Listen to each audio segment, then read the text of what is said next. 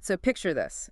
It is the spring of the year 1582. Okay. And the people who are literally entrusted with keeping Japan's most terrifying destructive volcano from erupting are just standing there watching their own headquarters burn to the ground. Just a total nightmare scenario. Right. Centuries of magnificent architecture, irreplaceable archives, sacred space, all of it is just going up in smoke while heavily armed samurai are slaughtering each other right outside the gates. Yeah, which is wild to think about. Because today, if you picture Mount Fuji, you are probably imagining, a very peaceful, perfectly symmetrical, snow-capped postcard. Oh, for sure. It's practically the global definition of serenity. Exactly. But for centuries, the people living in its shadow didn't view it as this pretty backdrop for a photograph. To them, it was a literal weapon of mass destruction. An angry, fire-breathing giant. Yeah, one that could obliterate their entire world in a single afternoon.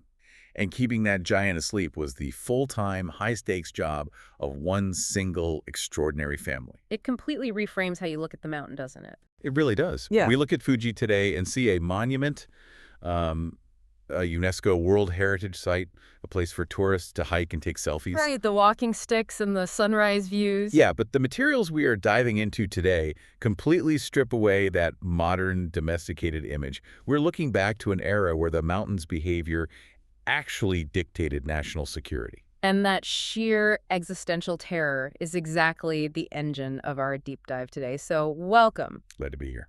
We are exploring a massive stack of sources today. We've got municipal histories, archaeological surveys, and academic journals like Fujiology. That is a real journal. It is. And we are using all this to uncover the epic, centuries-long institutional history of the Fuji family, or, as they're known in the texts, the Fuji Daiguji. The hereditary high priests of the Fujisan Hongu Sengen Taisha. Which is the head shrine of all Sengen shrines in Japan. So our mission today is to look right past that famous, colorful image of commoner pilgrims happily hiking up the mountain. And instead, we want to trace the bloodlines, the political maneuvering, and the intense survival tactics of the elite institutional guardians who actually manage the mountain behind the scenes. Which is an incredibly rare perspective, for most people. Yeah. The story of the Fuji family is honestly a masterclass in institutional survival. Oh, absolutely. We are talking about a bloodline that navigated apocalyptic volcanic eruptions, the total collapse of imperial authority. The rise of ruthless warlords. Yeah, and centuries of civil war, Yeah. all without ever losing their grip on the sacred authority of the mountain. Okay, let's unpack this. We need to wind the clock all the way back to the 8th and 9th centuries, so the classical Heian period. Good place to start. Because I think to really understand the Fuji family, we have to understand exactly what they're dealing with geologically. Mount Fuji in the 800s was not asleep. Not at all. It was violently, catastrophically awake. Right. The historical records from this era document massive geological events. Most notably, you have the Enraku eruption around the year 800, and then the absolutely devastating Jogan eruption in the year 864. The descriptions of that Jogan eruption are straight out of a nightmare. We are talking about a monumental geological crisis here. Terrifying stuff. The historical chronicles describe the sky turning pitch black with falling ash in the middle of the day. There were massive earthquakes, and rivers of lava just flowed for miles, glowing red in the night. It literally filled up and destroyed ancient lakes at the base of the mountain. Yeah, thousands of homes were incinerated. Now try to place yourself in the mindset of the imperial court. Sitting in Kyoto. Right, sitting in Kyoto, hundreds of miles away. In their worldview, a natural disaster of this magnitude wasn't just tectonic plate shifting or, magma chambers emptying. It was a science to them. Exactly. It was a severe spiritual crisis. It was the violent expression of an angry deity, the kami of the mountain. And in the ancient state Shinto framework, if the mountain is erupting, it means the entire state is fundamentally out of balance. Precisely. Because the emperor isn't just a political ruler. Right. He is the spiritual head of the nation. Yes. He is personally responsible for maintaining the cosmic order. So if the nation is literally on fire, it's a reflection of his failure to appease the gods. So the emperor obviously can't just send a military battalion to stab a lava flow with spears, right? Yeah, that wouldn't work. He has to deploy a different kind of defense mechanism. He has to deploy ritual specialists. He has to send priests. Okay, and this is exactly where the Fuji family steps onto the stage of recorded history. Yes, it is. Yeah. Their entire foundational identity is tied to this ancient desperate need for imperial appeasement. Now, I noticed the documents dive really deep into their origin story, specifically these historical genealogies known as the Wani Ujikaizu and the Fuji Ujikaizu. Right, the genealogical records. Yeah. And these texts officially link the Fuji family all the way back to the ancient and incredibly powerful Wani clan. But looking closely at this, I have to wonder, is that biological reality, or is that just a brilliantly constructed medieval resume designed to impress the emperor? That is a great question, and it's one historians love to debate. But honestly, from an institutional standpoint, the claim of that lineage is almost more important than the genetic reality. How so? By officially tying their bloodline to the ancient Wani clan, the Fuji family was establishing a pedigree that the hyper-elitist imperial court in Kyoto would immediately recognize, and more importantly, respect. Right, because Kyoto aristocrats wouldn't just hand over state security to a bunch of random mountain mystics. Exactly. They were essentially signaling, hey, we aren't just local folk healers, we are aristocratic equals. We have the credentials. We possess the ancient esoteric lineage required to handle a matter of supreme state security. And the imperial court bought it entirely. They heavily invested in formalizing this relationship. And the physical manifestation of that investment happens in the year 806, so the first year of the Daido era. Yeah. Emperor Heizei gives a direct order to Sakanue no Tamuramaro. And this guy isn't just anybody, right? He is one of the most famous and successful military generals in early Japanese history. A very big deal. And the emperor orders him to physically relocate the shrine from its original, rugged, high-altitude site, the Yamamiya, Right. down to its current, much more accessible location at the base of the mountain. And that relocation in 806 is a monumental pivot in the history of the mountain. It changes everything. It really does. Yeah. By moving the shrine down to the lowlands, the imperial court is taking direct, formalized, civic control over the worship of Fuji. They are pulling it out of the wilderness. Literally, they are pulling the religious center of gravity away from the wild, uncontrollable slopes of a volcano and planting it into a formalized, manageable civic space where the state can actually keep an eye on it. But the state's involvement doesn't stop with just moving the building.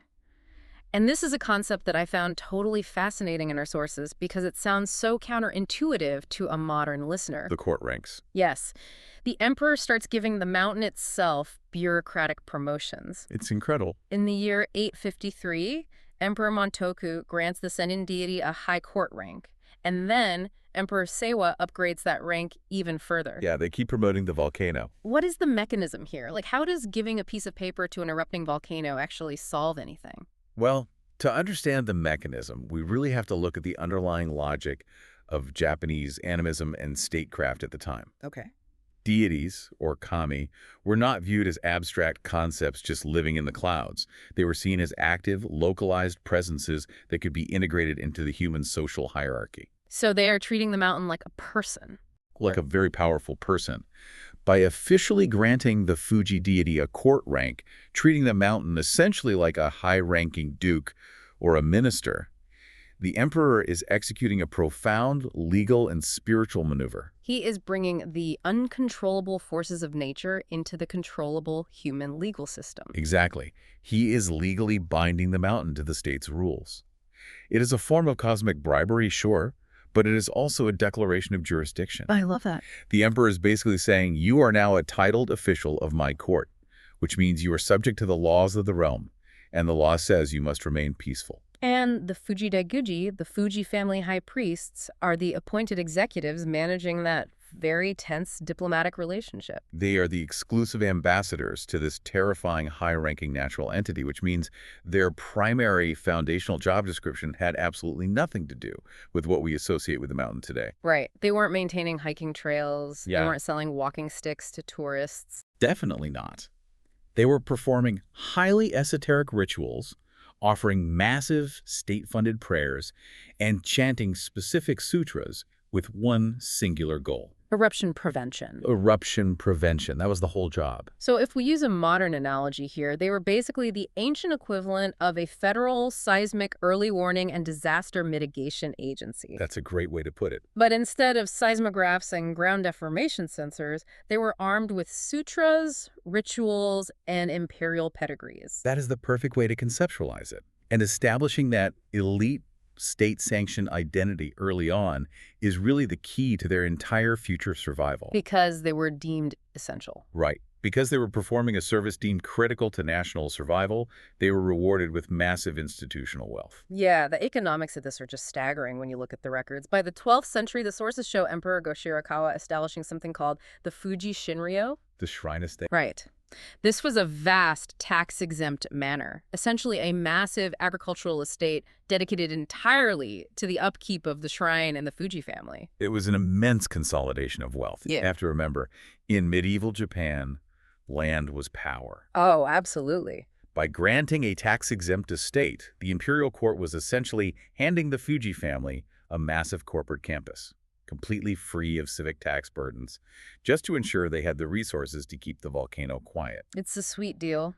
But here is where the story hits its first massive existential threat. Things are about to get very unstable. Yeah, because the golden age of the Han court doesn't last forever. The aristocratic power structure in Kyoto begins to crumble, and Japan descends into the violent, chaotic age of the samurai. The medieval period. Right. The imperial court essentially loses all its military and economic enforcement power. We're moving into the age of warring states.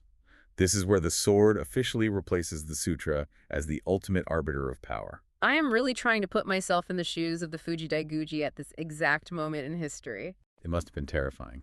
Imagine your entire company's funding. Your massive tax-free estate, your whole authority, it's all based on a piece of paper signed by a CEO in Kyoto who just got locked out of the building and has no security guards left. Yep. You are sitting on some of the richest land at the base of the mountain, and suddenly the country is filled with warlords looking for resources to fund their armies. You have a massive, massive problem. A completely terrifying problem. Mm-hmm. And this transition from imperial patronage to warlord patronage is where the Fuji family proves they are not just spiritual figures. They are survivors. They are absolute masters of realpolitik. Yeah. They had to figure out how to survive in a blood-soaked landscape where local samurai clans were constantly fighting for supremacy. And the records we are looking at detail this incredibly complex diplomatic tightrope they had to walk. Because they aren't just dealing with one warlord. No, it's a revolving door. First, they managed to secure financial support and vital tax exemptions from the Imagawa clan in the 15th and 16th centuries. But when the Imagawa eventually weaken and fall, the Fuji family suddenly finds themselves looking down the barrel of the terrifying Takeda clan. And dealing with the Takeda, specifically warlords like Nobutora and the legendary Takeda Shingen, is not a casual negotiation. Not at all. Shingen is one of the most brilliant, ruthless, and militarily capable figures in Japanese history. And this is where I am stuck on the mechanics of their survival. Okay, what's the hang-up? If I am Takeda Shingen, right, and I have 50,000 hardened cavalrymen, and I'm looking right at this incredibly wealthy, tax-free temple estate managed by a bunch of priests who have absolutely no standing army, why don't I just march in, kill the priests, seize the grain, and use the Fuji Shinryo to fund my war effort? It's the logical military move. Exactly. What exactly stops him from just taking it all? What stops him is the deep psychological leverage of ritual continuity. Okay, explain that. You have to remember that these samurai warlords, for all their tactical brilliance and military might, were profoundly superstitious. Oh, right. They lived in a world where sudden death, disease, and natural disaster were constant everyday realities. They believed the spiritual world was just as real and dangerous as a rival army. Exactly. And the Fuji family totally weaponized that belief. They essentially pitched to these warlords, yes, you have 50,000 samurai. You can easily burn our temples and take our grain. But if you do, the rituals stop. The appeasement of the mountain stops. And do you really want to be the warlord who angers the giant, fire-breathing mountain god right before your biggest battle? Wow. Because we are the only ones with the ancient lineage required to keep it asleep.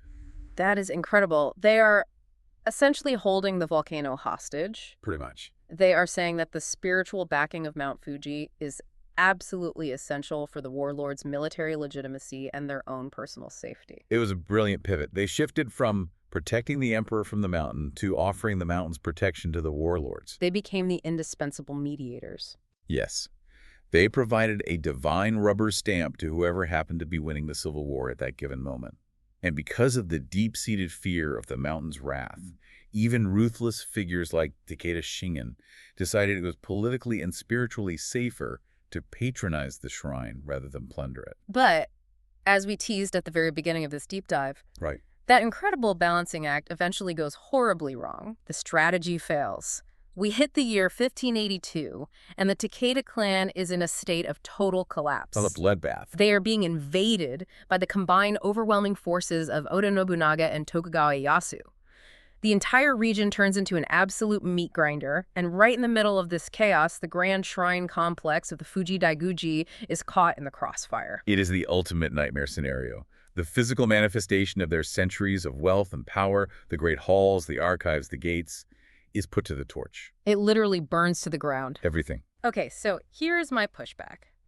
If I am the Fuji family, my entire sales pitch to these warlords for the last 200 years has been, we provide divine protection through our rituals. We keep you safe. Right.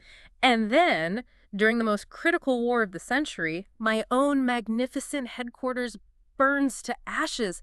Doesn't that instantly destroy their credibility? You would think so. Like, how on earth did they convince the next warlord in line that their protective rituals actually worked when they couldn't even protect their own living room? To a modern observer, yes, the destruction of the physical headquarters seems like a total failure of the brand. A PR disaster. Exactly.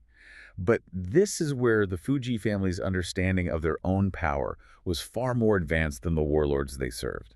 To the Fuji family, the sacred authority of the site and their authority over it completely transcended the physical wooden buildings. Okay, walk me through the mechanism of that. How does the authority survive the fire? Because the bloodline survived and the mountain survived. When the smoke cleared, the Fuji family spun the narrative brilliantly. They argued that the fire wasn't a failure of their rituals. What did they claim it was? They claimed it was a tragic consequence of the chaos of the age, and perhaps even a manifestation of the mountain deity's intense anger at the warlords for bringing violence to its sacred doorstep. Oh, wow. That is incredibly clever. They turned a massive defeat into a reason why their services were needed more than ever. Exactly. They basically said, look how angry the mountain is now. Look at the destruction. The need to appease this deity hasn't vanished just because the wooden pillars burned. In fact, the need is now exponentially greater. That is brilliant marketing. It really is. Yeah. The Fuji family never sold the physical invincibility of their architecture. They sold their exclusive hereditary right to speak to the mountain. As long as the lineage of the Daiguji survived, the ritual continuity survived. So the intellectual property was the bloodline, not the buildings. Spot on. The intellectual property was the bloodline. That is an astonishing level of institutional resilience. I mean, the physical building is just a vessel. It can burn, it can rot, it can be rebuilt. But you can't rebuild an 800-year-old aristocratic lineage connected to the emperor. You really cannot. And their political astuteness in immediately pivoting and maintaining that narrative is exactly what allowed them to rise from the ashes of 1582. They didn't just sit around mourning the buildings. No, they immediately began courting the victors of the conflict. And the strategy paid off spectacularly, leading us into the next major era documented in our materials. The rise of the Tokugawa shogunate?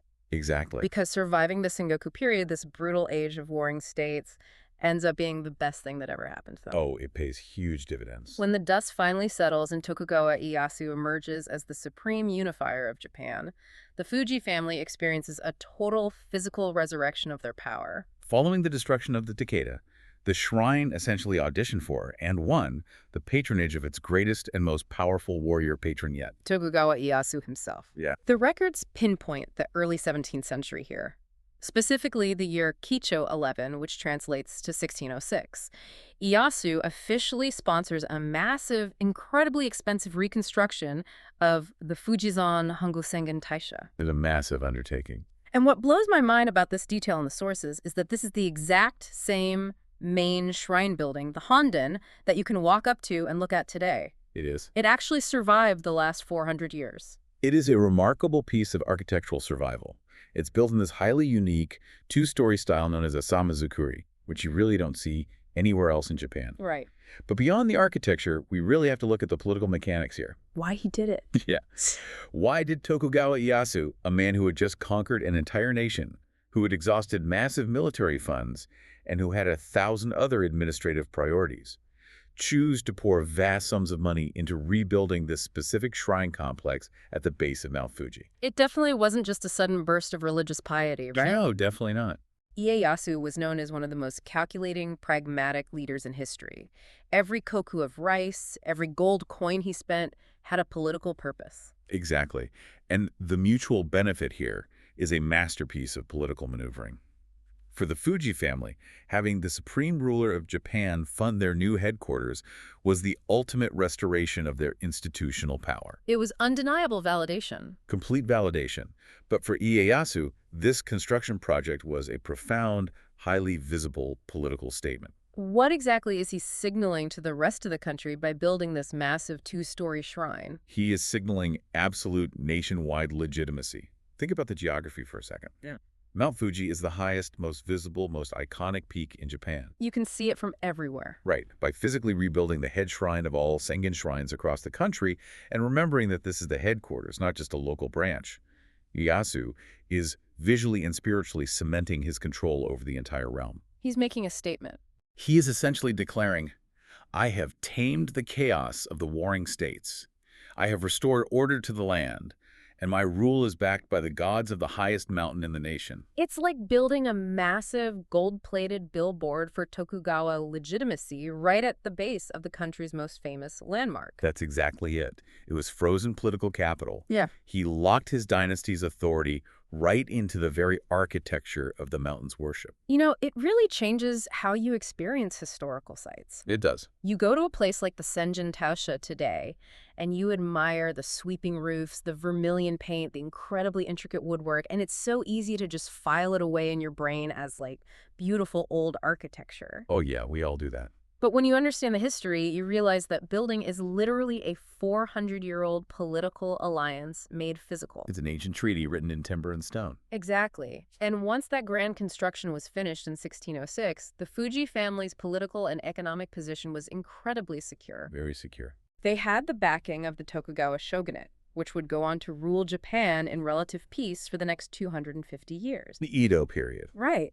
But this sudden stability introduces a really fascinating dynamic that the historical records highlight. Because peace brings its own problems. Exactly. If the country is at peace and the volcano isn't erupting, your day-to-day job description as the high priest of disaster mitigation gets a little thin. You're out of a job, essentially. Right. You can't just perform a frantic volcano-calming ritual every single morning if there isn't any smoke in the sky. So how do you actively assert your power? How do you prove to the Tokugawa officials and the local samurai that you still deserve to sit on this massive tax-free estate and wield all this authority? That is the existential question of the Edo period for the Fuji family. And what's the answer? The answer they came up with is brilliant. They didn't just pray. They actively transformed themselves into a beacon of high aristocratic culture in the shadow of the mountain. This was honestly the most surprising part of the research for me. You expect high priests to be reading sutras and managing land deeds. Right, clerical work. Yeah, but the texts show the Fuji family getting deeply, intensely involved in classical courtly arts. Very deeply. We were talking about mastering waka poetry, the classic 31-syllable aristocratic verse, and becoming masters of the highly formalized, incredibly complex tea ceremony, shanuyu. And we must understand that for the Daiguji, mastering these arts wasn't just a leisurely hobby. It wasn't a weekend side hustle. No, not at all. It wasn't something they did just to relax. Hmm. This engagement was a core pillar of their sacerdotal identity. It was a highly calculated strategy to maintain their elite status and completely differentiate themselves from the commoners and the local samurai administrators. Let's unpack the mechanics of that, because I want to understand how making a bowl of matcha green tea actually helps you hold on to power. Think about it as a medieval form of VIP lobbying. They didn't have standing armies anymore, right? The Tokugawa shogunate had a total monopoly on violence. So the Fuji family weaponized hospitality. It weaponized hospitality. I love that. By mastering the cultural language of the Kyoto aristocracy, by hosting exquisite tea ceremonies and poetry readings, they proved to anyone who visited that they weren't just rural, backcountry shrine managers. They were elite. They were highly sophisticated, educated guardians of a national symbol. Think about the last time you had to impress a new boss or a major client to keep your job or secure a contract. Now imagine that client is a high-ranking, heavily armed samurai lord from Edo who is passing through your province. The stakes are incredibly high. That is the level of pressure these tea ceremonies operated under. Exactly. And the geographic reality of their location made this strategy incredibly effective. How so? The Grand Shrine is located near the Tokaido. Ah, the main road. Right. The massive, vital Eastern Sea route that connected the imperial capital of Kyoto with the shogun's capital in Edo. Anyone of importance traveling aristocrats, high-ranking monks, powerful warlords had to travel this road. I am picturing this vivid scenario from the texts. You have a noble from Kyoto. He's been traveling the Tokaido for Yeah, weeks. miserable. He's exhausted, he's covered in mud, the roads are dangerous. He finally arrives at the base of this massive, intimidating mountain, and there, waiting for him, is the high priest. Ready to host. The priest invites him off the muddy road, through the grand wooden gates, and into a pristine, beautifully designed tea room. And in that room, the rules of the outside world are temporarily suspended. Right. You're sipping premium imported matcha, you're looking at a priceless, carefully arranged hanging scroll, and you're exchanging high-level classical waka poetry with a priest whose bloodline dates back to the 9th century. It's an entire experience. By forcing these powerful men to sit quietly, drink tea, and write poetry, the Fuji family was forcing them to play by Fuji family rules on Fuji family turf. It is the ultimate exercise in soft power. It completely legitimizes their hereditary claim over the shrine. It builds an aura. It creates an aura of unassailable prestige. Right. It basically signals to the Tokugawa military rulers, you may have the swords, but we possess the ancient cultural and spiritual capital that you crave to legitimize your rule. It's brilliant. And this brilliant cultural diplomacy is exactly how the family maintained its unshakable position throughout the entire Edo period, right up until the modernization of Japan in the late 19th century. But all of this deep institutional history, the imperial spell casting, the warlord diplomacy, the weaponized tea ceremonies, it brings us to what might be the most fascinating contradiction in this entire story. The problem of historical visibility. Exactly. If the Fuji family was so incredibly powerful, so culturally refined, and so politically connected to everyone from ancient emperors to Tokugawa Ieyasu, why is their specific story almost completely unknown to the general public today? It's largely forgotten. When you ask the average person about the history of Mount Fuji, they do not talk about the aristocratic poetry of the Daiguchi. They don't. And the historical materials draw a very sharp, very deliberate contrast here to explain exactly why that happened. Well, that's the contrast. We see a massive historical divergence between the elite, top-down institutional guardianship of the Fuji Daiguchi and a completely separate, highly visible grassroots movement that emerged later in the Edo period. The movement known as the Fujiko. Yes. The Fujiko. This is where we finally encounter that famous iconic imagery we talked about at the very beginning of the deep dive. This was a popular folk religion. Precisely. The Fujiko was a massive decentralized phenomenon. It wasn't organized by the state, and it definitely wasn't organized by the aristocratic priests. It was the people. It was organized by ordinary people in the massive metropolis of Edo, modern-day Tokyo. Merchants, artisans, farmers formed these local financial associations, could pool their money, and fund group pilgrimages. To physically climb the mountain. Right, for spiritual purification and good fortune. This is the era of the white-robed pilgrim. They wore the white garments, they carried those long wooden walking sticks, and they chanted as they hiked up the slopes. It was a massive communal undertaking. And because it was so popular among the masses in Edo, it became the primary subject of the mass media of the time. The ukiyo-e woodblock prints. Exactly. Right, artists like Katsushika Hokusai with his 36 views of Mount Fuji, or Utagawa Hiroshige. These prints were cheap, they were colorful, and they were reproduced by the thousands. They were everywhere. They were essentially the Instagram posts of the 18th and 19th centuries.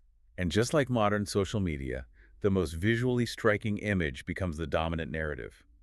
The imagery of the enthusiastic white-robed pilgrim completely saturated the cultural consciousness. Because it was visible. It was loud, it was colorful, it was relatable to the common person. And in the process, it completely overshadowed the quiet, bureaucratic, and continuous institutional history of the Fuji family. It's a bit ironic, isn't it? Highly ironic. The pilgrims get all the glory. They get the famous woodblock prints. They get the modern tourist legacy.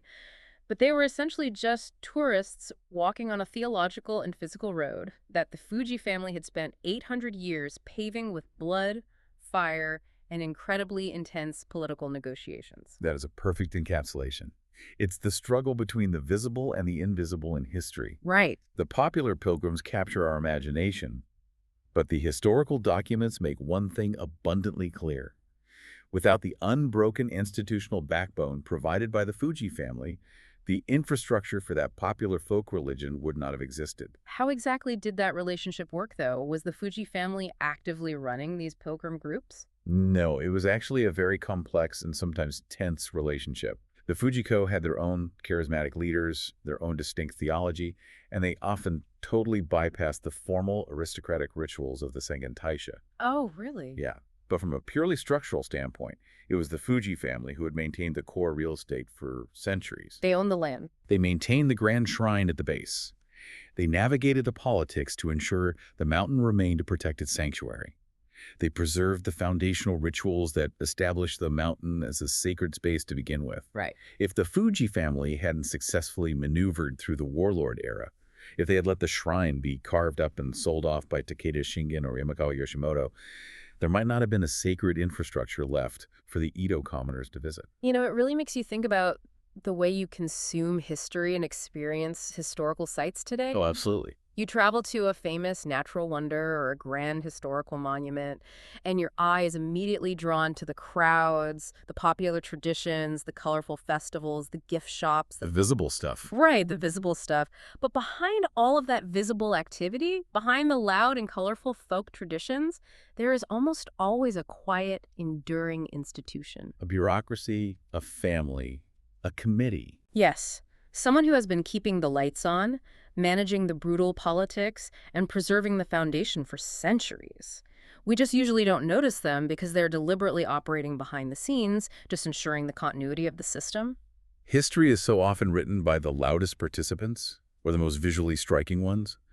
But the actual scaffolding of history is usually built by institutions that value longevity and continuity over public visibility. The Fuji family being the prime example. Exactly. The Fuji family's greatest historical achievement wasn't just physically building a magnificent shrine. Their greatest achievement was surviving.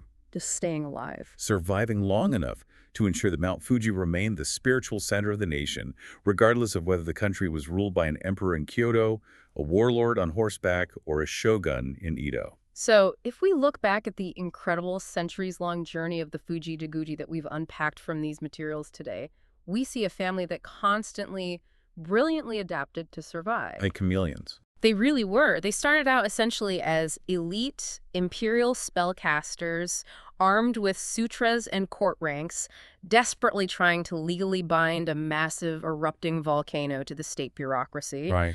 Then, when the world collapsed into fire and civil war, they evolved into cunning, high-stakes diplomats, surviving brutal samurai warlords by convincing them that their ancient rituals were the ultimate key to military legitimacy. Masterful diplomacy. And when peace was finally restored, they shifted shape once again. They became elite cultural connoisseurs, weaponizing hospitality, tea ceremonies, and poetry to protect their high status from the new military government. Soft power at its finest. And finally, they settled into their long role as the quiet, steadfast, bureaucratic guardians of Japan's most famous mountain, providing the invisible foundation for the popular culture that eventually overshadowed them. It is a profound narrative of human adaptation. And as we conclude our deep dive into these sources, it leaves us with a final, perhaps somewhat uncomfortable thought to ponder about our own relationship with nature. Oh, what's that? The Fuji Daiguji spent centuries trying to control the completely uncontrollable, a massive, volatile, erupting volcano. And they tried to control it through the tools they had available. Right, through esoteric rituals. Through courtly poetry, through political alliances, and through grand, imposing architecture. And today, we look back at that and think, well, a poem can't stop a lava flow. Of course not. We rely on advanced technology. We use geological surveys, ground-penetrating radar, and computer modeling to predict natural disasters. But look at the underlying psychology. Whether it is a high priest desperately chanting an ancient sutra in the 9th century to calm the earth, or a modern citizen compulsively checking a seismic early warning app buzzing on their smartphone today, aren't we fundamentally engaging in the exact same human behavior? Oh, wow. Aren't we all still just searching for some kind of mechanism, some illusion of control to make us feel safe while living in the shadow of natural forces that are vastly more powerful than ourselves. That is an incredible point to end on. We've swapped the imperial sutras for silicon sensors, but the deep human psychology hasn't changed one bit. Not at all. We are still just trying to find a way to tame the monster. Well, thank you for taking this deep dive with us today. It was a pleasure. We'll see you next time.